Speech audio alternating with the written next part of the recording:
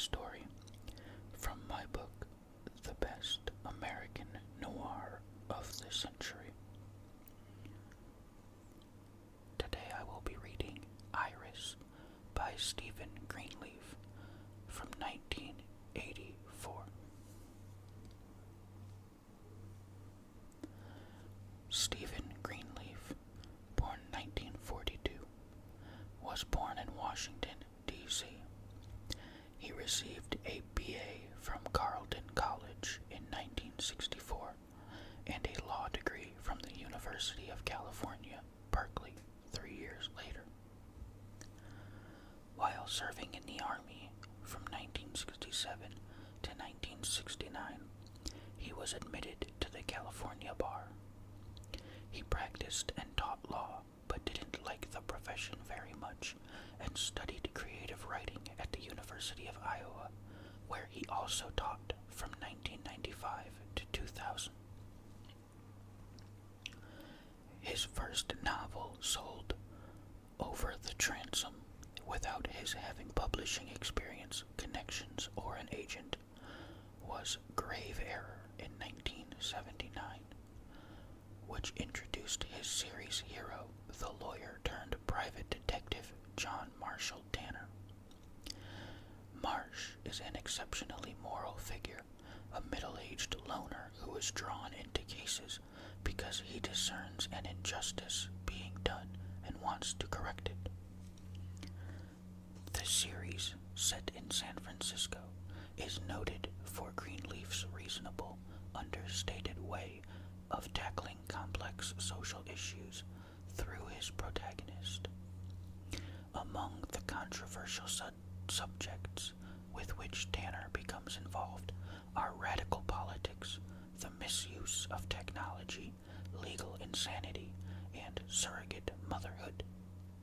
Greenleaf's non-series books, written with the same literary grace as the Tanner series, are The Ditto List in 1985 and Impact in 1989. Greenleaf was nominated for the Independent Mystery Booksellers Association's Dylas Award for Bookcase 1991, for 2 Shamus Awards by the Private Eye Writers of America for Flesh Wounds 1996 and Ellipsis 2000, and for an Edgar Allan Poe Award from the Mystery Writers of America for Strawberry Sunday in 1999. He won the Falcon Award for the Best Private Eye Novel published in Japan for Bookcase.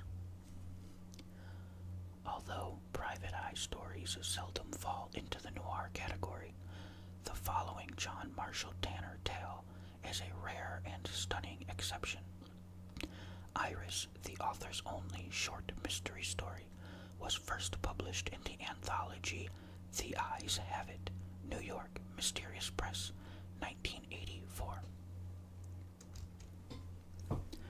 Okay, this is Iris by Stephen Greenleaf.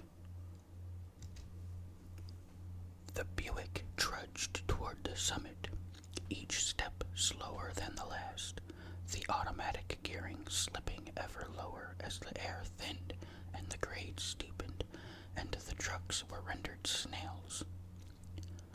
At the top, the road leveled, and the Buick spent a brief sigh of relief before coasting thankfully down the other side, atop the stiff gray strap that was Interstate 5. As it passed from Oregon to California, the car seemed cheered. Its driver shared the mood, though only momentarily. He blinked his eyes and shrugged his shoulders and twisted his head. He straightened his leg and shook it. He turned up the volume of the radio, causing a song to be sung more loudly than it merited, but the acid fog lay still behind his eyes, eating at them. As he approached a roadside rest area, he decided to give both the Buick and himself a break. During the previous week, he had chased a wild goose in the shape of a rumor all the way to Seattle, with tantalizing stops in Eugene and Portland along the way. 8 hours earlier, when he had finally recognized the goose for what it was, he had headed home, hoping to make it in one day, but realizing as he slowed for the rest area that he couldn't reach San Francisco that evening without risking more than was sensible in the way of vehicular manslaughter. He took the exit, dropped swiftly to the bank of the Klamath River, and pulled into a parking slot in the Randolph Collier Safety Rest Area. After making use of the facilities, he pulled out his map and considered where to spend the night. Redding looked like the logical place, out of the mountains, at the head of the soporific valley that separated him from home. He was reviewing what he knew about Redding when a voice, aggressively gay and musical, greeted him from somewhere near the car. He glanced to his side, sat up straight, and rolled down the window. "Hi," the thin voice said again. "Hi." She was blonde, her long, straight tresses misbehaving in the wind that tumbled through the river canyon. Her narrow face was white and seamless, as though it lacked flesh, was only skull. Her eyes were blue and tardy. She wore a loose green blouse gathered at the neck and wrists, and a long skirt of faded calico, fringed in white ruffles. Her boots were leather and well worn, their tops disappearing under her skirt the way the tops of the mountains at her back disappeared into a disk of cloud. He begged her for a hitchhiker, one who perpetually roams the roads and provokes either pity or disapproval in those who pass her by. He glanced around to see if she was fronting for a partner, but the only thing he saw besides the picnic and toilet facilities and travelers like himself was a large bundle resting atop a picnic table at the far end of the parking lot. Her worldly possessions, he guessed. Her only aids to life. He looked at her again and considered whether he wanted to share some driving time and possibly a motel room with a girl who looked a little spacey and a little sexy and a lot heedless of the world that delivered him his living. "My name's Iris," she said, wrapping her arms across her chest, shifting her weight from foot to foot, shivering in the autumn chill. "Mine's Marsh." "You look tired." Her concern seemed genuine, his common symptoms for some reason alarming to her. "I am," he admitted. "Been on the road long?" "From Seattle." "How far is that about?" The question came immediately, as though she habitually erased her ignorance. 400 miles, maybe a little more. She nodded, as though the numbers made him wise. "I've been to Seattle." "Good." "I've been lots of places." "Good." She unwrapped her arms and placed them on the door and leaned toward him. Her musk was unadulterated. Her blouse dropped open to reveal breasts sharpened to twin points by the mountain air. "Where you headed, Marsh?" "South." "L.A.?" He shook his head. "San Francisco." "Good. Perfect." He expected it right then, the flirting pitch for a lift, but her request was slightly different. "Could you take something down there for me?" He frowned and thought of the package on the picnic table. "Drugs?" "What?" he asked. "I'll show you in a sec. Do you think you could, though?" He shook his head. "I don't think so. I mean, I'm kind of on a tight schedule and—" She wasn't listening. "It goes to—" She pulled the scrap of paper from the pocket of her skirt and uncrumpled it. "It goes to 95 Albosa Drive in Harley City. That's near Frisco, ain't it? Marvin said it was. He nodded.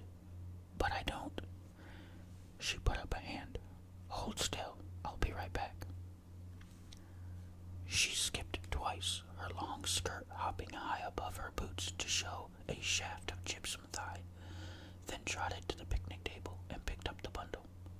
Halfway back to the car, she proffered it like a prize souffle. Is this what you want me to take? He asked as she approached. She nodded, then looked down at the package and frowned. I don't like this one, she said, her voice dropping to a dismissive rasp. Why not? Because it isn't happy. It's from the B box, so it can't help it, I guess. But all the same, it should go back. I don't care what Marvin says. What is it? A puppy? She thrust the package through the window. He grasped it reflexively to keep it from slipping to his lap. As he secured his grip, the girl ran off. Hey, wait a minute, he called after her. I can't take this thing. You'll have to. He thought the package moved. He slid one hand beneath it and with the other peeled back the cotton strips that swaddled it. A baby, not canine, but human, glared at him and screamed. He looked frantically for the girl and saw her climbing into a gray Volkswagen Bug that was soon scooting out of the rest area and climbing toward the freeway. He swore, then rocked the baby awkwardly for an instant, trying to quiet the screams it formed with every muscle. When that didn't work, he placed the child on the seat beside him, started the car, and backed out. As he started forward, he had to stop to avoid another car, and then to reach out wildly to keep the child from rolling off the seat. He moved the gear to park and gathered the seatbelt on the passenger side and tried to wrap it around the baby in a way that would be more safe than throttling. The result was not reassuring. He unhooked the belt and put the baby on the floor beneath his legs, put the car in gear, and set out after the little gray VW that had disappeared with the child's presumptive mother. He caught it only after several frantic miles, when he reached the final slope that descended to the grassy plain that separated the Siskiyou Range from the lordly aspect of Mount Shasta. The VW buzzed toward the mammoth mountain like a mad mouse assaulting an elephant. He considered overtaking the car, forcing Iris to stop, returning the baby, then getting the hell away from her as fast as the Buick would take him. But something in his memory of her look and words made him keep his distance, made him keep Iris in sight while he waited for her to make a turn toward home. The highway flattened, then crossed the high meadow that nurtured sheep and cattle and horses below the lumps of the southern Cascades and the Trinity Alps. Traffic was light, the sun low above the western peaks, the air a steady splash of autumn. He checked his gas gauge. If Iris didn't turn off in the next 50 miles, he would either have to force her to stop or let her go. The piercing baby sounds that rose from beneath his knees made the latter choice impossible.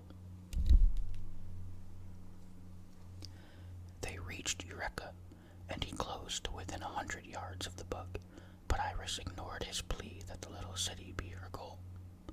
30 minutes later, after he had decided she was nowhere near her destination, Iris abruptly left the interstate at the first exit to a village that was handmade into the mountain, a town reputed to house an odd collection of spiritual seekers and religious zealots. The mountain itself, volcanic, abrupt, spectacular, had been held by the Indians to be holy, and the area surrounding it was replete with hot springs and mud baths and other prehistoric marvels. Modern mystics had accepted the mantle of the mountain, and the crazy girl and her silly bug fit with what he knew about the place and those who gathered there. What didn't fit was the baby she had foisted on him. slowed and glanced at his charge once again, and failed to receive anything resembling contentment in return. Far little arms escaped the blanket. Fat little arms escaped the blanket and pulled the air like taffy. Spittle dribbled down its chin. A translucent bubble appeared at a tiny nostril, then broke and silently vanished. The bug darted through the north end of town, left, then right, then left again, quickly, as though it sensed pursuit. He lagged behind, hoping Iris was confident she had ditched him. He looked at the baby again, marveling that it could cry so loud, could for so long expend the major portion of its strength in unrequited pleas. When he looked at the road again, the bug had disappeared. He swore and slowed and looked at driveways, then began to plan what to do if he had lost her. Houses dwindled, the street became dirt, then flanked the log decks and lumber stacks and wigwam burners of a sawmill. A road sign declared it unlawful to sleigh, toboggan, or ski on a county road. He had gasped the first breaths of panic when he saw the VW nestled next to a ramshackle cabin on the back edge of town, empty as though it had been there always. A pair of furs sheltered the cabin, and the car made the dwindling days seem night. The driveway was mud, the yard bordered by a falling wormwood fence. He drove to the next block and stopped his car, the cabin now invisible. He knew he couldn't keep the baby much longer. He had no idea what to do for it or with it, had no idea what it wanted, no idea what awaited it in Hurley City, and only a sense that the girl, Iris, was goofy, perhaps pathologically so, and that he should not abet her plan. Impossibly, the child cried louder. He had some snacks in the car, crackers, cookies, some cheese, but he was afraid the baby was too young for solids. He considered buying milk and a bottle and playing parent. The baby cried again, gasped and sputtered, then repeated its protest. He reached down and picked it up. The little red face, inflated, contorted, mimicked a steam machine that continuously whistled. The puffy cheeks, the tiny blue eyes, the round pug nose, all were engorged in scarlet fury. He cradled the baby in his arms as best he could and rocked it. The crying dimmed momentarily, then began again. His mind ran the gauntlet of childhood scares: diphtheria, smallpox, measles, mumps, croup, even a pressing need to burp. God knew what ailed it. He patted its forehead and felt the sticky heat of fever.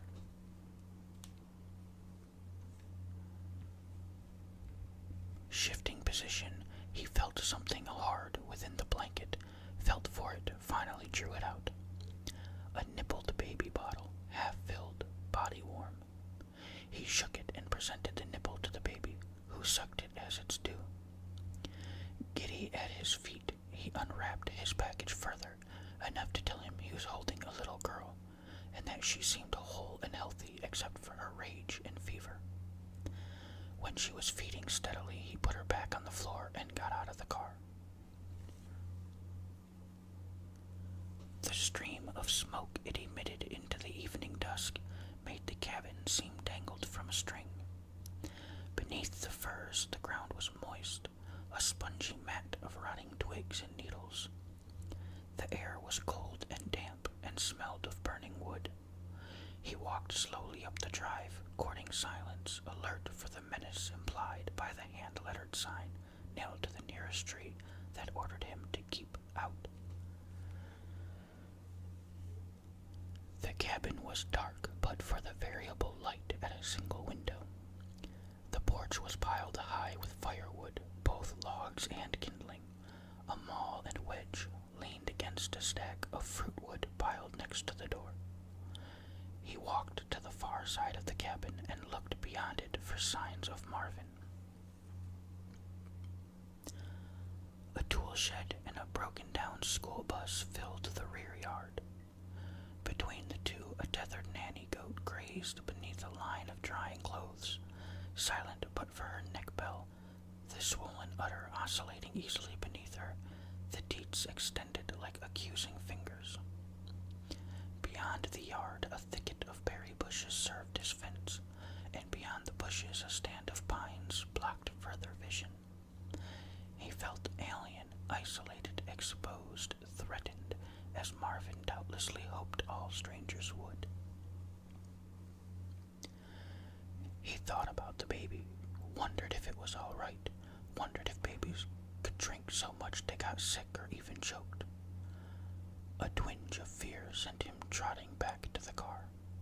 The baby was fine, the bottle empty on the floor beside it, its noises not wails but only muffled whimpers. He returned to the cabin and went onto the porch and knocked at the door and waited. Iris wore the same blouse and skirt and boots, the same eyes too shallow to hold her soul. She didn't recognize him, her face pinched only with uncertainty. He stepped toward her and she backed away and asked him what he wanted. The room behind her was a warren of vague shapes, the only source of light far in the back by a curtain that spanned the room. "I want to give you your baby back," he said. She looked at him more closely, then opened her mouth in silent exclamation, then slowly smiled. "How'd you know where I lived?" "I followed you." "Why? Did something happen to it already?" "No, but I don't want to take it with me." She seemed truly puzzled. "Why not? It's on your way, isn't it? Almost." He ignored the question. "I want to know some more about the baby." "Like what?" "Like whose is it? Yours?" Iris frowned and nibbled her lower lip. "Sort of." "What do you mean, sort of? Did you give birth to it?" "Not exactly." Iris combed her hair with her fingers, then shook it off her face with an irritated twitch. "What are you asking all these questions for?" "Because you asked me to do you a favor, and I think I have the right to know what I'm getting into. That's only fair, isn't it?" She paused. Her pout was dubious. "I guess." "So where did you get the baby?" he asked again. "Marvin got it." "From whom?" "Those people in Hurley City. So I don't know why you won't take it back, seeing as how it's theirs and all." "But why?" His question was obliterated by a high glissando, brief and piercing. He looked at Iris, then at the shadowy interior of the cabin. There was no sign of life, no sign of anything but the leavings of neglect and a Spartan bent. A fat gray cat hopped off of a shelf and sauntered toward the back of the cabin and disappeared behind the blanket that was draped on the rope that spanned the rear of the room. The cry echoed once again. "What's that?" he asked her. Iris giggled. "What does it sound like?" "Another baby." Iris nodded. "Can I see it?" "Why?" "Because I like babies." "If you like them, why don't you take the one I gave you down to Hurley City?"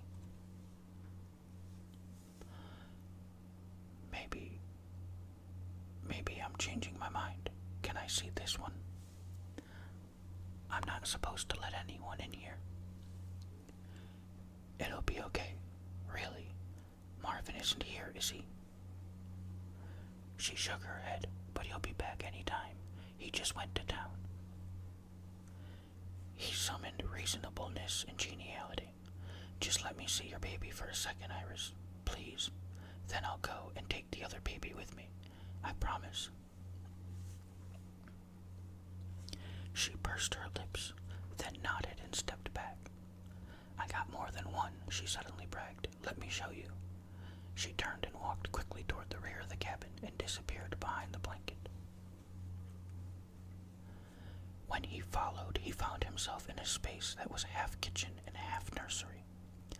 Opposite the electric stove and Frigidaire, along the wall between the wood stove and the rear door, was a row of wooden boxes, 7 of them, old orange crates, dividers removed, painted different colors and labeled A to G. Faint names of orchards and renderings of fruits rose through the paint on the stub ends of the crates. Inside boxes C through G were babies, buried deep in nests of rags and scraps of blanket. One of them was crying. The others slept soundly, warm and toasty, healthy and happy from all the evidence he had.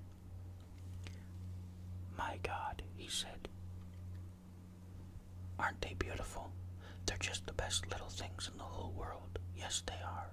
Just the best little babies in the whole wide world. And Iris loves them all a bunch.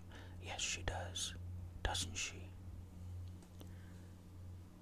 Beaming, Iris cooed into the babies for another moment.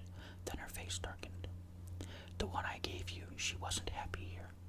That's because she was a bee-box baby. My bee babies are always sad. I don't know why. I treat them all the same, but the bee babies are just contrary. That's why the one I gave you should go back. Where is it anyway? In the car. By itself. He nodded. You shouldn't leave her there like that, Iris chided. She's pouty enough already. What about these others? He asked, looking at the boxes. Do they stay here forever? Her whole aspect solidified. They stay till Marvin needs them. Till he does, I give them everything they want, everything they need. No one could be nicer to my babies than me. No one.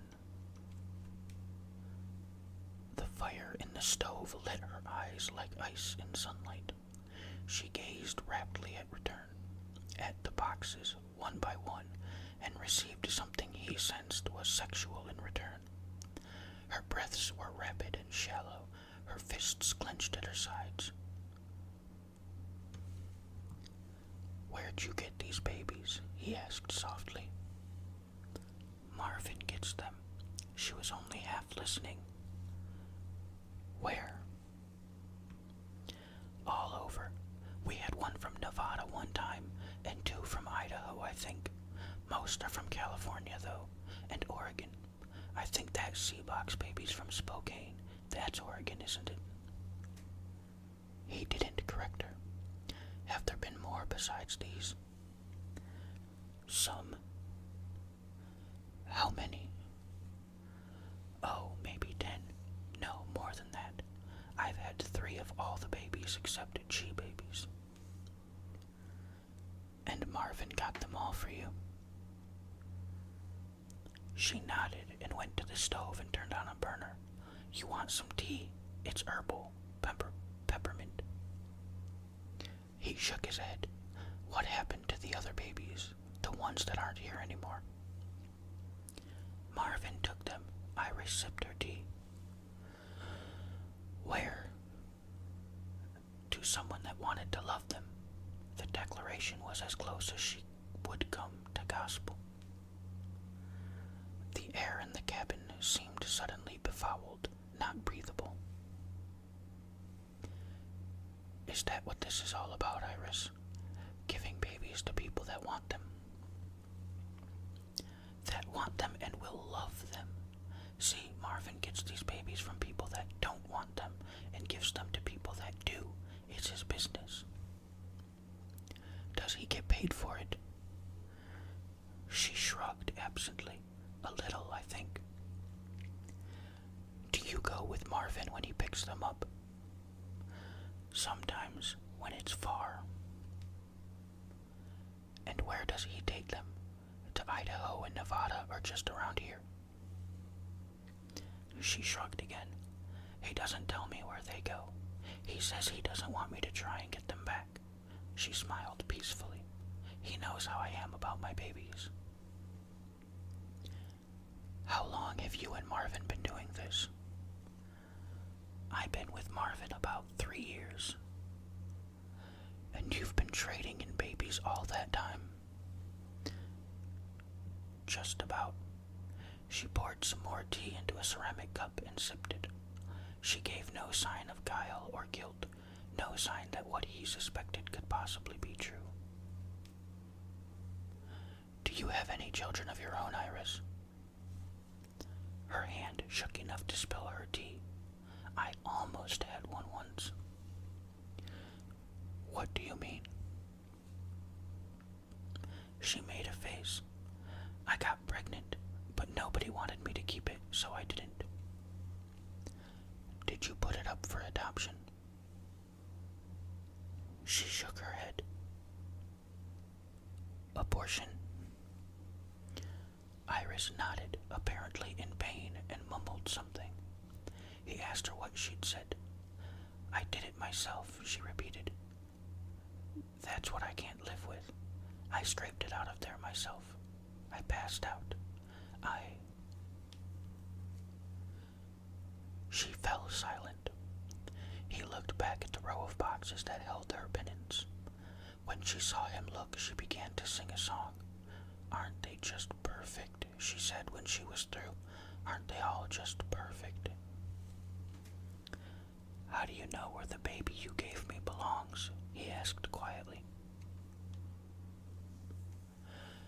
Marvin's got a book that keeps track. I sneaked a look at it one time when he was stoned. Where's he keep it? In the van.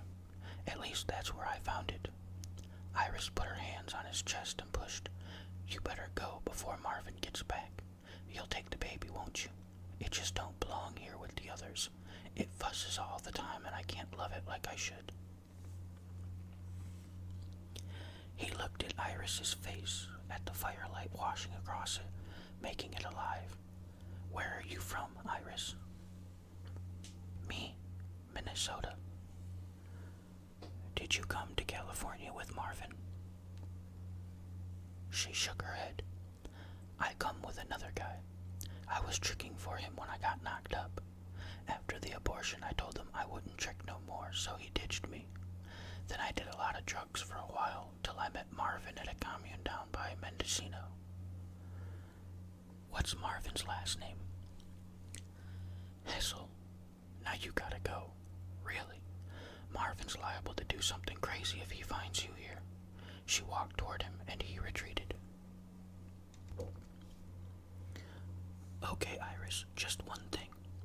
Could you give me something for the baby to eat? She's real hungry.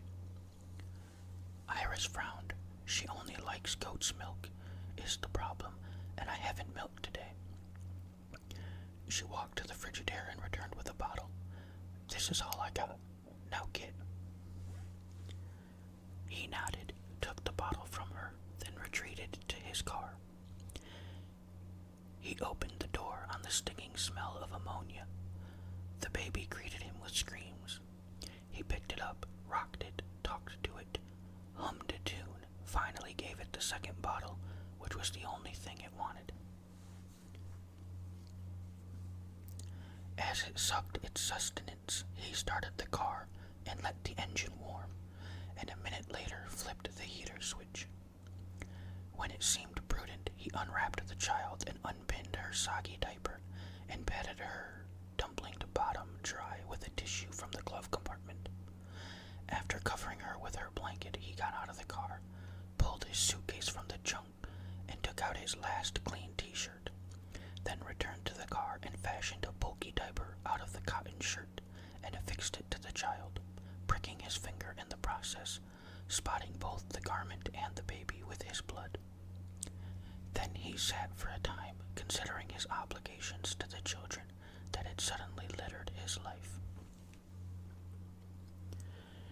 He should go to the police, but Marvin might return before they responded and might learn of Iris's deed and harm the children or flee with them. He could call the police and wait in place for them to come, but he doubted his ability to convey his precise suspicions over the phone.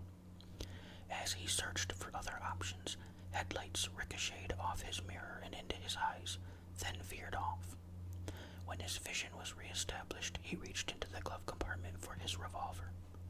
Shoving it into his pocket, he got out of the car and walked back to the driveway and disobeyed the sign again. A new shape had joined the scene, rectangular and dark. Marvin's van, creaking as it cooled. He waited, listened, and when he sensed no other presence, he approached it. A converted bread truck, painted navy blue, with sliding doors into the driver's cabin and hinged doors at the back.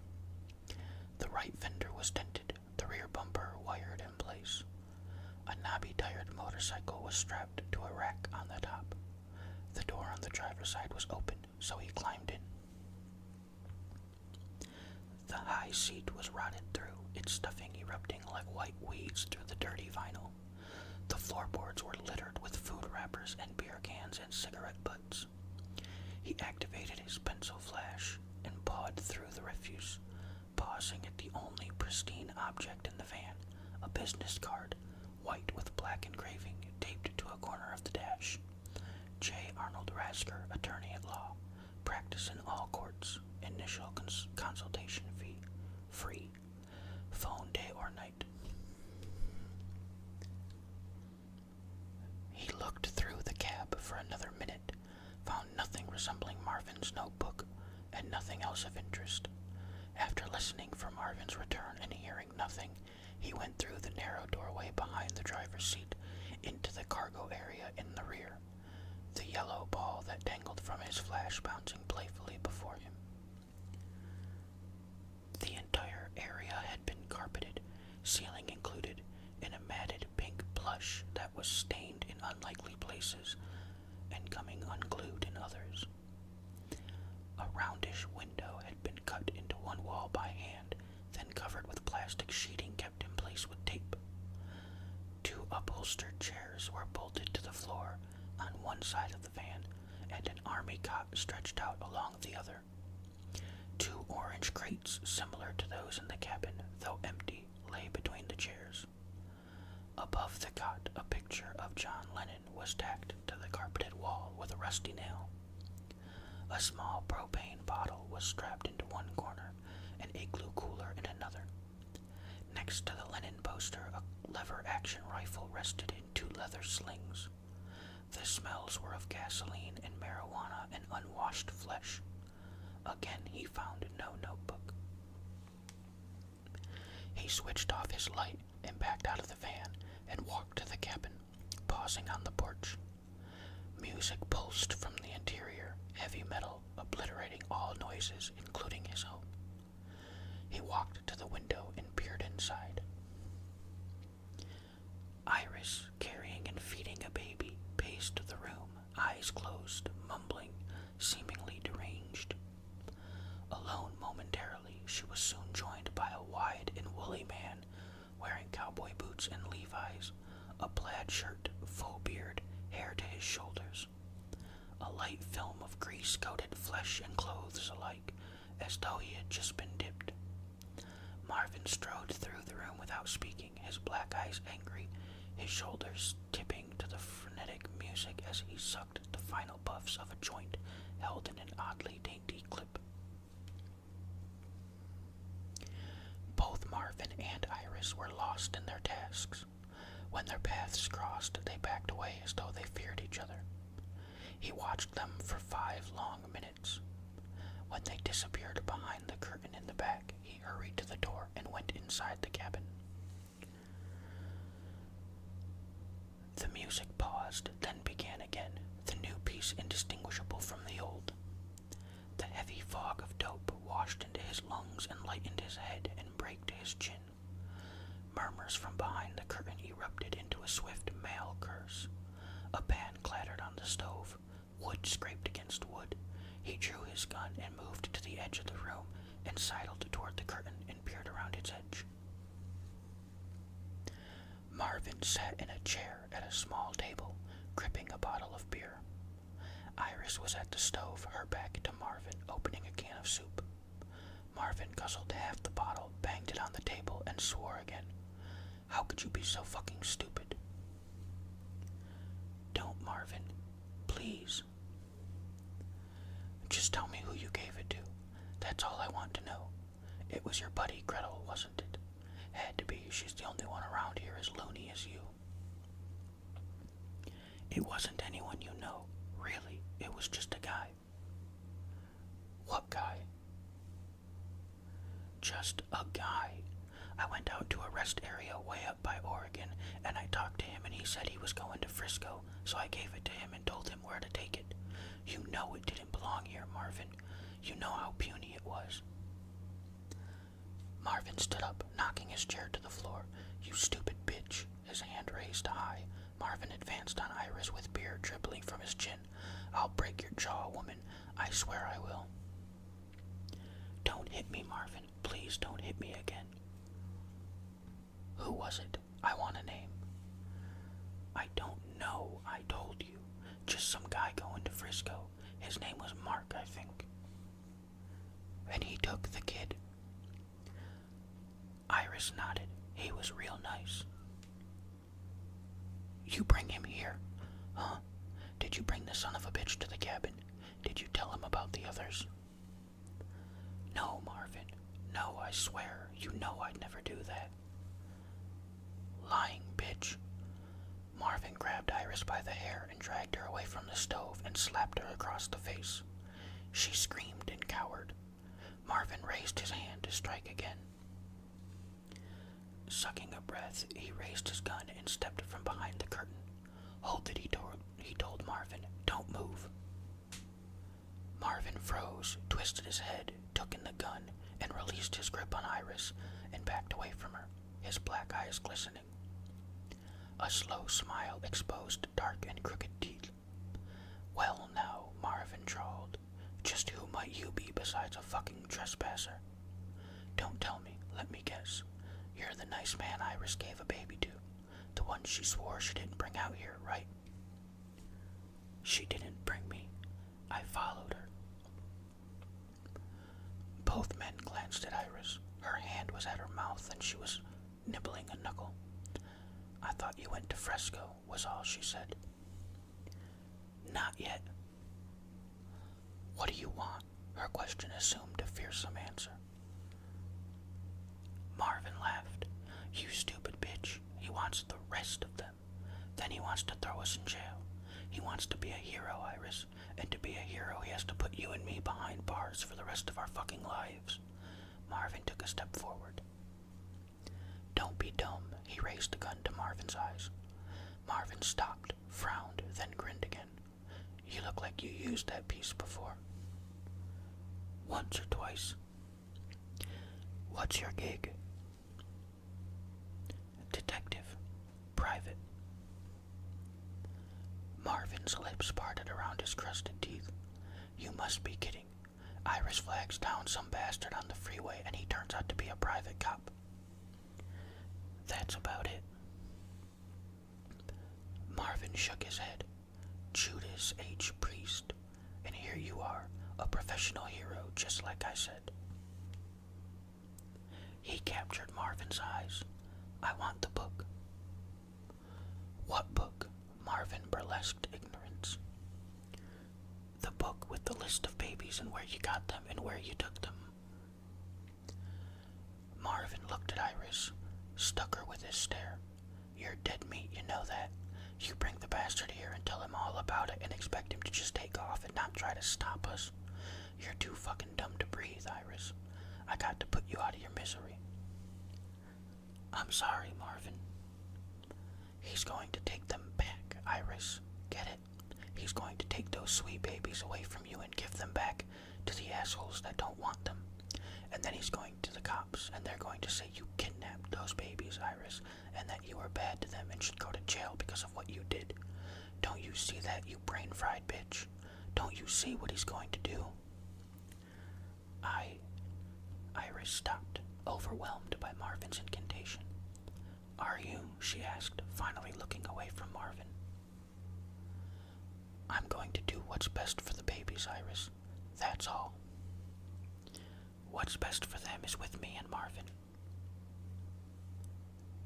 Not anymore, he told her. Marvin's been shucking you, Iris. He steals those babies, takes them from their parents, parents who love them. He roams up and down the coast stealing children, and then he sells them, Iris. Either back to the people he took them from, or to people desperate to adopt. I think he's hooked up with a lawyer named Rasker, who arranges private adoptions for big money and splits the take with Marvin. He's not interested in who loves those kids, Iris. He's only interested in how much he can sell them for. Something had finally activated Iris's eyes. Marvin, is that true? No, baby. The guy's blowing smoke. He's trying to take the babies away from you and then get people to believe you did something bad, just like that time with the abortion. He's trying to say you did bad things to babies again, Iris. We can't let him do that. He spoke quickly to erase Marvin's words. People don't give away babies, Iris. Not to guys like Marvin. There are agencies that arrange that kind of thing, that check to make sure the new home is in the best interests of the child. Marvin just swipes them and sells them to the highest bidder, Iris. That's all he's in it for. I don't believe you. It doesn't matter. Just give me Marvin's notebook and we can check it out. Contact the parents and see what they say about their kids. Ask if they wanted to get rid of them. That's fair, isn't it? I don't know, I guess. Iris? What, Marvin?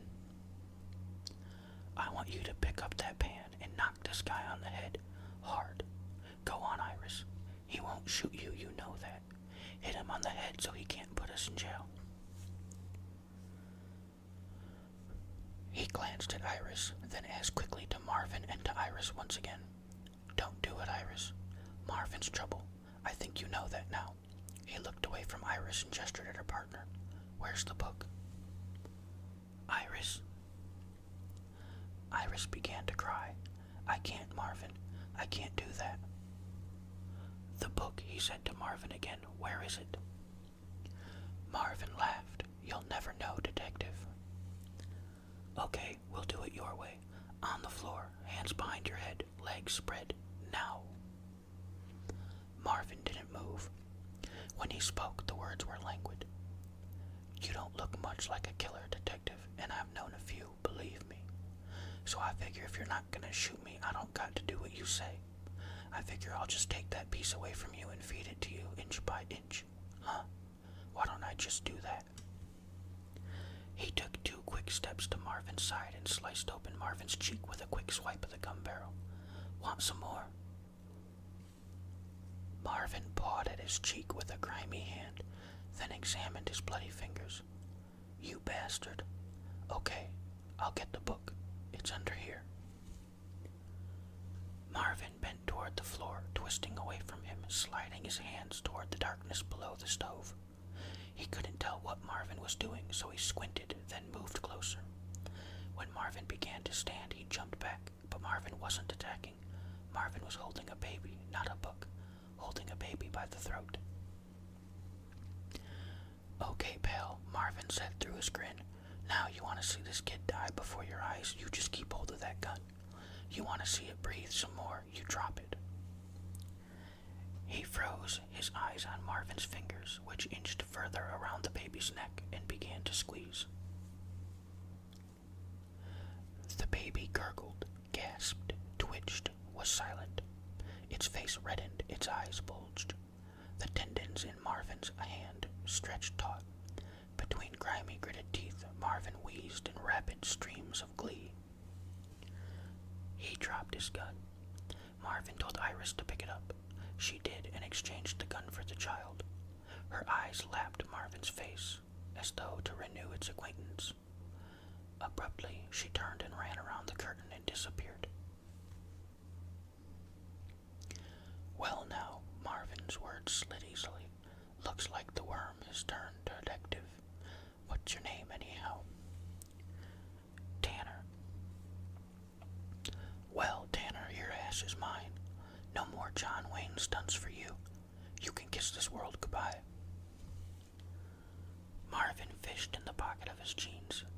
a small spiral notebook and flashed it.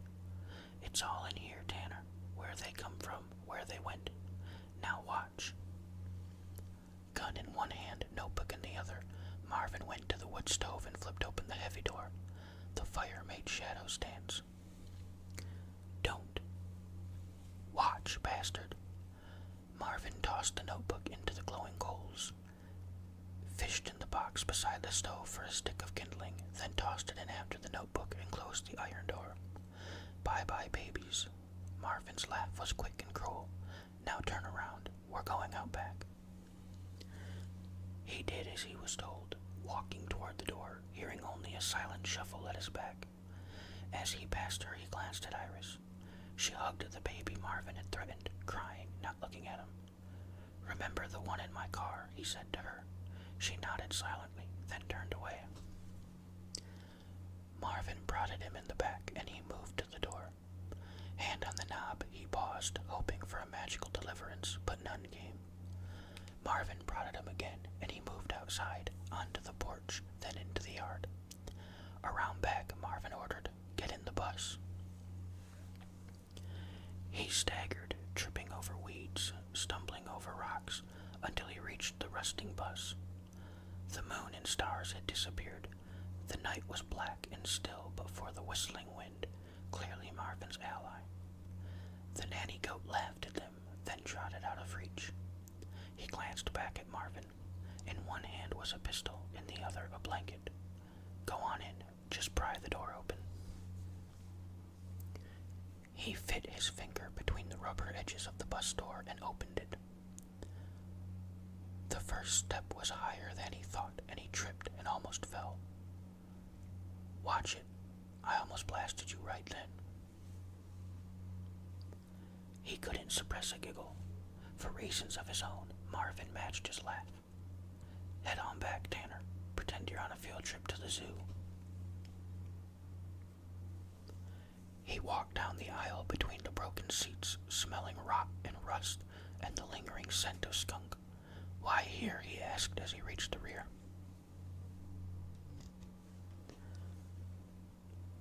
"Because you'll keep in here just fine till I get time to dig a hole out back and open that emergency door and dump you in. Plus, it's quiet. I figure with the bus and the blanket, no one will hear a thing. Sit." He sat. Marvin draped the blanket across the arm that held the gun, then extended the shrouded weapon toward his chest. He had no doubt that Marvin would shoot without a thought or fear. "Any last words, Tanner? Any parting thoughts?" "Just that you forgot something." "What?" "You left the door open." Marvin glanced quickly toward the door, in the front of the bus. He dove for Marvin's legs, sweeping at the gun with his left hand as he did so, hoping to dislodge it into the folds of the blanket where it would lie useless and unattainable. "Cocksucker." Marvin wrested the gun from his grasp and raised it high, tossing off the blanket in the process. He twisted frantically to protect against the blow he knew was coming, but Marvin was too heavy and strong. Retained the upper hand by kneeling on his chest. The revolver glinted in the darkness, a missile poised to descend. Sound split the air, a piercing scream of agony from the cabin or somewhere near it. "What the hell?" Marvin swore, started to retreat, then almost thoughtlessly clubbed him with the gun once, then again. After a flash of pain, a broad black creature held him down for a length of time he couldn't calculate. When he was aware again, he was alone in the bus, lying in the aisle. His head felt crushed to pulp. He put a hand to his temple and felt blood. Midst throbbing pain, he struggled to his feet and made his way outside and stood leaning against the bus while the night air struggled to clear his head. He took a step, staggered, took another, and gained an equilibrium, then lost it and sat down. Back on his feet, he trudged toward the porch and opened the door. Behind him, the nanny laughed again. The cabin was dark, the only light the faint flicker from the stove behind the curtain. He walked carefully, trying to avoid the litter on the floor, the shapes in the room. Halfway to the back, his foot struck something soft. As he bent to shove it out of his way, it made a human sound. He knelt, saw that it was Iris, then found a lamp and turned it on. She was crumpled, face down, in the center of the room, arms and legs folded under her body curled to avoid assault. He knelt again, heard her groan once more, and saw that what he'd thought was a piece of skirt was in fact a pool of blood, and what he'd thought was shadow was a broad wet trail of the selfsame substance leading toward the rear of the cabin. He ran his hands down her body, feeling for wounds.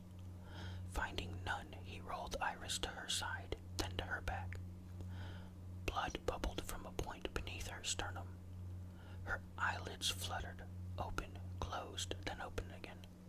"He shot me," she said. "It hurt so bad I couldn't stop crying, so he shot me." "I know. Don't try to talk." "Did he shoot the babies too? I thought I heard." "I don't know." "Would you look, please?"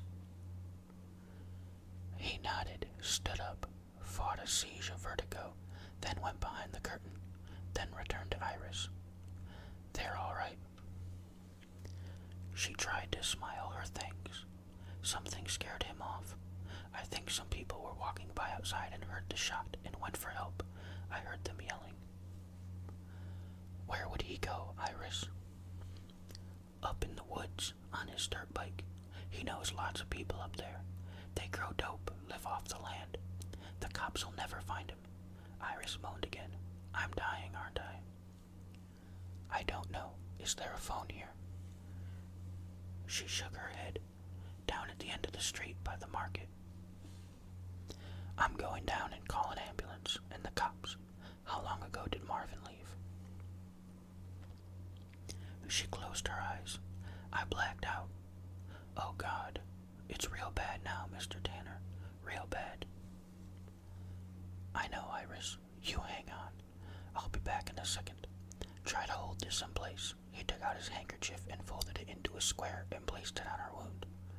"Press as hard as you can." He took her left hand and placed it on the compress, then stood up. "Wait, I have to."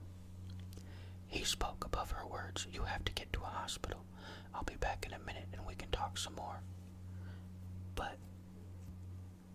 "Hang on." He ran from the cabin and down the drive, spotted the lights of the convenience market down the street and ran to the phone booth and placed his calls. The police said they'd already been notified and a car was on the way. The ambulance said it would be 6 minutes. As fast as he could, he ran back to the cabin, hoping it would be fast enough. Iris had moved. Her body was straightened, her right arm outstretched toward the door, the gesture of a supplicant. The sleeve of her blouse was tattered, burned to a ragged edge above her elbow. Below the sleeve, her arm was red in spots, blistered in others, dappled like burned food. The hand at its end was charred and curled into a crusty fist that was dusted with gray ash. Within the fingers was an object, blackened, burned, and treasured. He pried it from her grasp. The cover was burned away, and the edges of the pages were curled and singed, but they remained decipherable, the written scrawl preserved. The list of names and places was organized to match the gaily painted boxes in the back. Carson City, Boise, Grants Pass, San Bernardino, Modesto. On and on, a gazetteer of crime. "I saved it," Iris mumbled. "I saved it for my babies." He raised her head to his lap and held it till she died. Then he went to his car and retrieved his B-box baby and placed her in her appointed crib. For the first time since he'd known her, the baby made only happy sounds, an irony that was lost on the 5 dead children at her flank and on the just dead woman who had feared it all.